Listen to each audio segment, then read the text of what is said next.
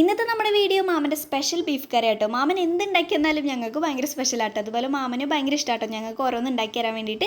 അപ്പോൾ ഇന്ന് ബീഫ് കറിയാണ്. അപ്പോൾ അതെങ്ങനെയാണെന്ന് നോക്കാം. ബീഫ് വേവിക്കുമ്പോൾ അതിൽ കുരുമുളക് പൊടി, മുളക് പൊടി, അതുപോലെ ഗരം മസാല, മല്ലിപ്പൊടി, പിന്നെ കുറച്ച് വെളിച്ചെണ്ണയും വേപ്പിൻ്റെ ഇലയൊക്കെ ഇട്ട് മിക്സ് ചെയ്തിട്ട് വേവിക്കാട്ടോ.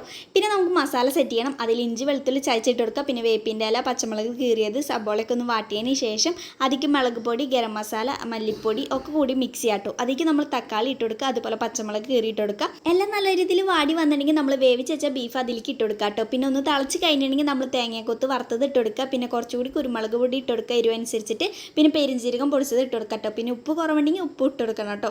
അങ്ങനെ തന്നെ നമ്മൾ ബീഫ് കറി അവിടെ സെറ്റ് ആവണം. തൊട്ടപ്പുറത്ത് നമ്മൾ ചിക്കൻ വറുക്കുന്നുണ്ട് കേട്ടോ. അങ്ങനെ ബീഫ് ചാറാക്കിയില്ല, കുറച്ചുകൂടി ഗ്രേവി പോലെ ആക്കിട്ടോ. പിന്നെ അന്നാണ് എൻ്റെ വീട്ടിലെല്ലാവരും ക്ഷണിച്ചിട്ടുണ്ടായിരുന്നു. അപ്പം ഞങ്ങൾ പിള്ളേരെ കൂടിയിട്ട് ഭയങ്കര കളി കാര്യങ്ങളൊക്കെ ആയിരുന്നു. അങ്ങനെ ചിക്കൻ കറി സെറ്റായി, ചിക്കൻ വറുത്തതും അങ്ങനെ ബീഫും പൊറോട്ടയും ഒക്കെ കൂടി ഒരു പിടി പിടിച്ചു കേട്ടോ. അപ്പോൾ ഇതായിരുന്നു അന്നത്തെ രാത്രിയത്തെ ഫുഡ്.